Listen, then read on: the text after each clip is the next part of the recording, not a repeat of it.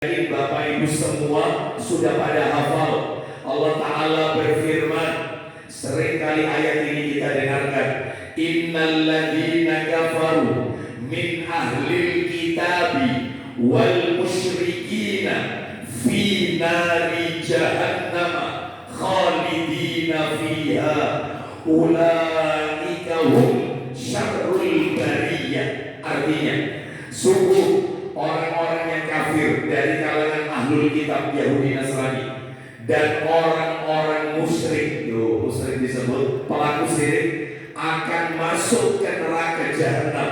Mereka kekal di dalamnya selama-lamanya. Allah sendiri yang mengatakan. Jadi ini yang dimaksud syirik di sini, syirik besar. Itu surat Al-Bayyinah ya, surat Lam yakunil ladzina kafaru, Al-Bayyinah ayat 6.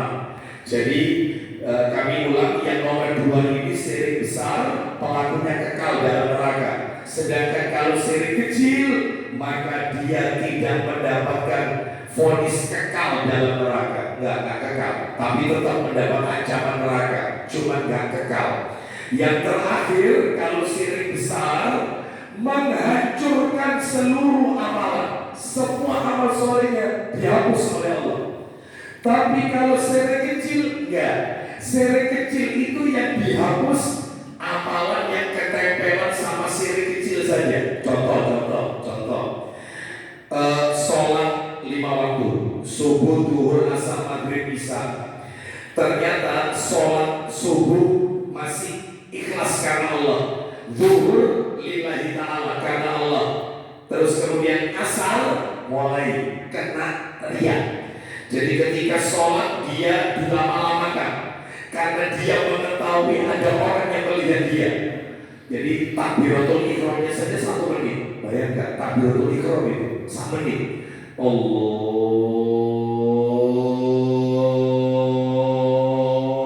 kayak ada. Ya, 1 menit. Bayangkan. Rakaat pertama Al-Baqarah, rakaat kedua Ali Imran, panjang rukunya dipanjangin. Kenapa? Karena dia tahu ada yang lihat. Yang seperti ini yang dihapus asarnya saja. Zuhur, subuhnya ke atasnya sama ke bawahnya, yang gak kena riya diterima oleh Allah. Itu syirik kecil. Tapi kalau syirik besar, enggak. Dia akil balik usia 15 tahun, sedangkan dia melakukan syirik besar itu di usia 60 tahun. Itu start 15 sampai usia 60 entek semuanya. Dihapus oleh Allah. Kosong, gak ada apa-apa sekali. Sama sekali tidak ada. Itu syirik besar, menghapus seluruh amalan. Dalilnya ada. Allah sebutkan di surat nomor Al-An'am, surat nomor 6. Surat yang ke-6, ayatnya ayat yang ke-8. Kita dengarkan urutannya ya. Al-An'am ayat yang ke-8. Allah Ta'ala berfirman. Allah Ta'ala berfirman, surat Al-An'am ayat 88.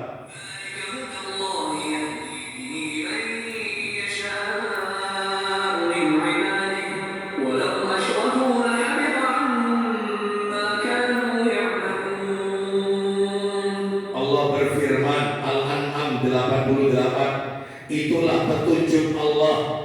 Dengan itu dia memberi petunjuk kepada siapa saja di antara hamba-hambanya yang dia kehendaki. Sekarang mulai poinnya. Sekiranya mereka menyekutukan Allah alias syirik, pasti lenyaplah amalan yang telah mereka kerjakan. Habis. Ya. Ada lagi surat nomor 39 Az-Zumar. Surat nomor 39 itu Az-Zumar, ayatnya 65. Allah Ta'ala berfirman, Az-Zumar ayat 65.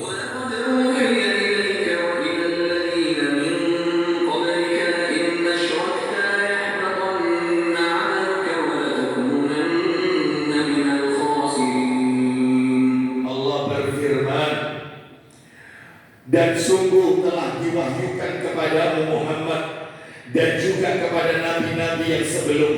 Sungguh jika engkau menyekutukan Allah alias syirik, niscaya akan hapuslah amalmu dan tentulah engkau termasuk orang-orang yang rugi. Tuh jelas sekali. Nih ya. Makanya ini termasuk bahaya daripada syirik. Adapun kalau syirik kecil tidak dihapus semua.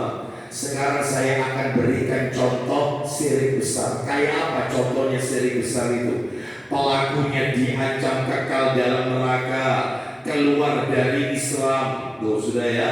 Ditambah lagi dihapus seluruh amalannya. Seperti apa contohnya? Banyak. Di antaranya yang bisa kami sebutkan, satu, tawaf mengelilingi kuburan haram. Apa ada? Ada kalau bukan di YouTube ada. Ada salah satu daerah yaitu apabila mereka telah panen dan panennya bagus, sebagai bentuk rasa terima kasih, syukur, mereka tawaf di kuburan keramat yang dikeramatkan di tempat tersebut. Ada.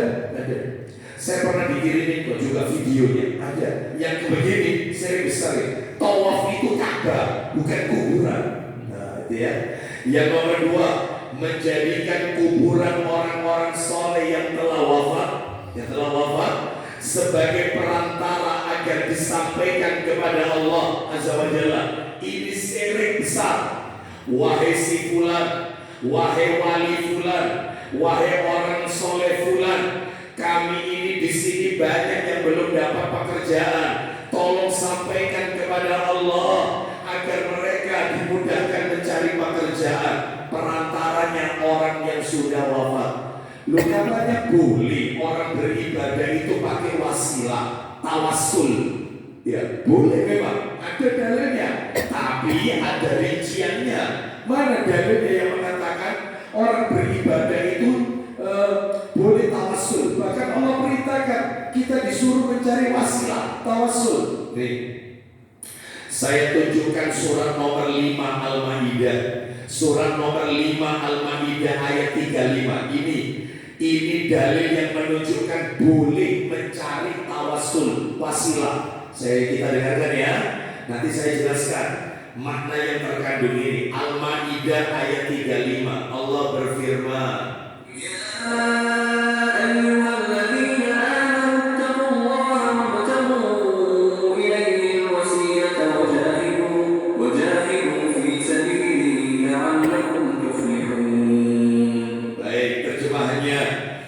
Al-Maidah ayat 35. Wahai orang-orang yang beriman, bertakwalah kepada Allah.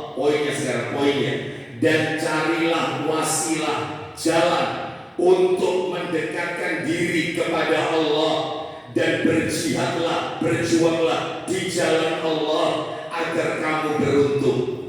Maka ayat ini dikatakan oleh para alim ulama, wasilah itu ada dua. Tawassul itu ada dua. Ada wasilah tawassul yang dibenarkan oleh syariat. Ada tawassul wasilah yang tidak dibenarkan oleh syariat. Lah yang dibenarkan kayak apa? Ada 3. Saya pernah nyampaikan ini kok, pernah menyinggung masalah ini. Ada 3. Maaf. Yang pertama adalah yang dibenarkan ya. Yang dibenarkan macamnya 3. Yang pertama, wasilah tawassul dengan Asmaul Husna. Boleh. Allah yang memerintahkan. Ayo kita lihat surat nomor 7 Al-A'raf ayatnya 180. Al-A'raf 180. Allah berfirman, Walillahil asma'ul husna fad'uhu biha. Stop. Kita bacakan penggalannya aja. Walillahil asma'ul husna fad'uhu biha.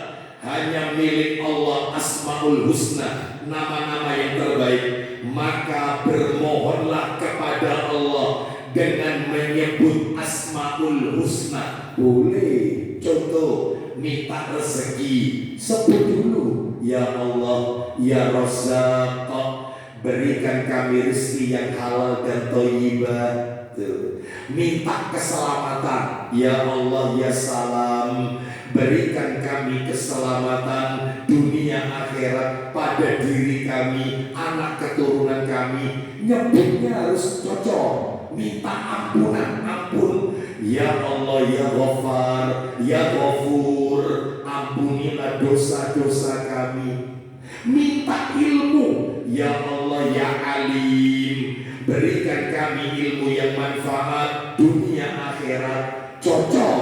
Yang gak boleh itu kalau gak cocok, mintanya ampunan, ampunan. Ya Allah ya Rahman, ya atau ya Allah ya Salam, ampunilah dosa-dosa kami. Gak pas. Jadi apa yang kita minta dengan Asmaul Husna yang kita sebut nama-nama Allah harus sama. Berarti kudu apa Pak Ustaz? Ya iyalah, harus hafal. Makanya tak kasih PR bulan depan tak tes satu persatu Asmaul Husna. Insya Allah tidak ada yang datang. Ya saya salah Pak Catur aja ya. Baik Bapak Ibu sekalian rahimani wa rahimakumullah. Harus cocok. Ada kok bukunya. Saya pernah waktu itu menunjukkan bukunya ada. Kumpulan doa dengan Asmaul Husna sesuai hadis Nabi yang sahih. Mintanya apa, Asmaul Husnanya apa, itu aja dibaca sambil baca bukunya. Boleh, sah. Baik, kita lanjut. Jadi tawasul yang boleh ya, yang dibenarkan ada 3. Yang nomor 1 Asmaul Husna. Yang nomor 2 yang boleh doa sesama kaum muslimin. Boleh. Itu riwayatnya Bukhari Muslim. Boleh. Contoh, ada saudara kita berangkat haji, berangkat umroh. Kita tahu, kita sampaikan, Pak, Bu, panjenengan mau berangkat haji ya. Saya dengar, insya Allah aku titip dungo ya, dungano anakku. Boleh, karena yang kita titipi orangnya masih hidup. Doakan ya, tolong kalau Anda ada di depan Ka'bah, sertakan nama saya dalam doa Anda. Lah yang dititipi karena amanah ya harus didoakan. Dan doanya umum saja, tidak perlu satu persatu. Tidak perlu, ya Allah titipannya doa Pak Fulan, ini titipannya, apalagi sampai kertas titipan doanya difoto di dekat Ka'bah begini. Gak usah. Tambah ditangkap askar nanti. Sekarang tidak boleh foto-fotoan di depan Ka'bah. Ya, jadi nggak ada yang kayak gini. Nah caranya gimana? Caranya dibuat jamaah saja. Ya Allah, kabulkanlah hajatnya orang-orang yang menitipkan doa kepada hamba ya Allah. Mudahkan, kabulkan semuanya ya Allah. Cukup, gak usah satu persatu. Ya, titipannya Bu Sopo, titipannya Pak Sopo, gak usah. Langsung dibuat umum saja. Nah itu ya. Terus yang titip doa harus juga ikut berdoa. Ya, jangan mengandalkan orang yang kita titipi tadi. Kalau sampai kata dengan aku malah gagal. Loh enggak, Anda sendiri juga harus berdoa. Jadi kalau titip doa boleh, yang enggak boleh itu titip foto. Ya, kan banyak jamaah kalau berangkat haji itu dititipi foto. Saya pun juga pernah jadi korban. Waktu itu bukan haji. Waktu itu saya dikasih amanah salah satu travel untuk bimbing umroh. Ada jamaah kita tahu karena kajian saya liburkan, langsung nemui saya di bandara. Ya. Langsung dia menyerahkan amplop suami istri. Pak Ustadz saya titip ini. Loh apa ini? Apa ini Bu? Ini fotonya anak perempuan saya. Loh kenapa kok dititipkan saya? Tolong Pak Ustadz panjenengan nanti kalau di Mekah pastikan signaturnya ke Jabal Rahmah. Tolong ini nanti dibuang di Jabal Rahmah. Ya, supaya lancar Ustaz di jodohnya. Umurnya 27 Pak Ustaz sudah belum nikah, turun masih jauh. Sudah tidak usah titip seperti ini karena amanah tatukan saja. Ustaz Pak Ustaz, ini loh yang berat ini Pak Ustaz. Langsung dimasukkan ke tas saya, tas tenteng. Saya gak bisa ngomong, suami aja gele-gele gak bisa ngomong. Minta maaf Pak Ustaz ya, istri saya itu rotok mokso. Ya apa ini? Ya sudah, wis. Insya Allah saya doakan. Tuh, sampai di ruang boarding itu amplopnya tertutup, dilek, nggak terbuka. Sudah ya Allah, ini nggak boleh yang seperti ini. Kalau saya lakukan maka saya sama dengan tolong menolong dalam hal sesuatu yang tidak sesuai sunnah. Tapi orang ini dinasihati juga nggak mau. Bismillah, kabulkan hajatnya ya Allah. Baik, karena amanah atau harus saya doakan. Saya sobek-sobek. sampai kecil saya sobek-sobek, sudah saya masukkan sampah. Karena amanah kita doakan ya, kita doakan. Itu begitu saya pulang, telepon orang. Assalamualaikum, waalaikumsalam. Iya, saya Pak Ustadz yang waktu itu nyamperin panjenengan di bandara. Oh iya, ini gimana? Alhamdulillah Pak Ustadz, ada yang minta. Alhamdulillah. Orang mana yang minta? Tiang Sedati Pak Ustadz. Alhamdulillah. Bandara itu wilayah mana bandara? Sedati. Iya. Itu coba kabur memang kamu ya. Yang ngalah ini kurofat yang gini ya. Kurofat ini ya, nggak ada yang kayak gitu ya. Bahkan saya diminta untuk khutbah nikah acara anaknya itu. Nah ini nggak boleh yang kayak begini. Cukup titip doa saja. Yang nomor 3 tawasul yang boleh loh ya. Ini yang boleh. Yang boleh itu adalah dengan amal soleh yang pernah kita lakukan. Kita bertawasul dengan amal soleh yang pernah kita kerjakan. Dalilnya Bapak Ibu pernah mungkin mendengar kisah 3 orang yang masuk ke dalam gua. Karena mereka ada di hutan, hujan deras, mereka berteduh di dalam gua. Qadarullah, di atas gua itu ada batu besar menggelinding menutupi pintu gua. Jadi ini bukan Ashabul Kahfi, bukan. Ini ceritanya bukan Ashabul Kahfi, beda kasus ini. 3 orang terjebak dalam gua. Lalu itu riwayat Muslim hadisnya. Salah satu dari 3 orang ini berkata, mari kita ingat-ingat amal soleh apa yang pernah kita lakukan. Mudah-mudahan dengan amal soleh itu Allah bukakan pintu gua ini. Lalu yang berkata, singkat cerita, orang yang pertama bakti sama orang tuanya. Ya, terus kemudian dia berkata, ya Allah, hamba berniat untuk bakti kepada kedua orang tua hamba. Jika engkau ridhoi perbuatan hamba, maka tolonglah bukakan pintu gua ini. Geser, cahaya matahari sudah mulai masuk, tetapi mereka tetap tidak bisa keluar. Tinggal 2 orang. Orang yang kedua seorang majikan yang dia tidak boleh bersama karyawan. Jadi ada karyawannya yang resign, keluar belum menerima gaji. Maka gajinya karyawan itu dikembangbiakan sama bosnya. Dibelikan 2 ekor kambing jantan betina, dikembangbiakan sampai memenuhi lembah. Lembah itu penuh kambing. Sekian tahun baru ingat karyawan ini. Saya pernah bekerja di tempat ini dan gaji saya belum saya ambil. Datanglah dia minta gajinya. Kata si majikan, ikut saya. Ditunjukkan padang itu, lembah itu isinya kambing. Ini milikmu semua. Karena gajimu tak kembangbiakan. Ambil semua. Ya Allah, tolong bukakan pintu gua ini karena hamba tidak boleh kepada karyawan. Tolong bukakan. Geser, kerak, tinggal nunggu orang ketiga. Itu kan berarti tawasul dengan amal soleh. Yang ketiga adalah seorang laki-laki yang menjauhi diri dari zina. Dia menjauhi diri dari zina. Intinya dia selamat dari zina. Maka dia berdoa dibuka oleh Allah, keluar 3-3. Intinya begitu ceritanya. Makanya Bapak Ibu boleh tawasul dengan amal soleh. Contoh, setelah Senin Kamis puasa, waktu berbuka, maka Anda boleh bertawasul, ya Allah, mudah-mudahan puasa Senin Kamisku hari ini Kau jadikan rumah tanggaku mawaddah warahmah, anak-anakku para penghafal Al-Quran. Boleh wasilahnya pakai amal soleh. Memasukkan kalian uang di kali masjid, assalam, masukkan. Ada berbagai bertawasul. Semoga dengan tak ini, sodako ini, infak ini, ya Allah, Kau mudahkan urusan suamiku, urusan anak-anakku, dan seterusnya. Boleh, nggak apa-apa. Nah itu yang boleh, lah yang tidak dibenarkan. Nah yang tidak boleh cuma satu.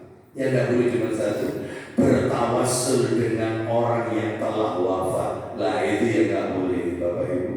Ya, ada dulu Nabi ketika masih hidup, mereka para sahabat mintanya sama Nabi, wahai Rasulullah, karena ada di dalam riwayat Bukhari Muslim, yaitu ketika Jumatan, Nabi ketika berkhutbah, ada seseorang berkata kepada Nabi, wahai Rasulullah, di tempat kami ini kering kerontang, kemarau panjang, banyak hewan yang mati, maka tolong mintalah kepada Allah agar Allah menurunkan hujan di daerah kami.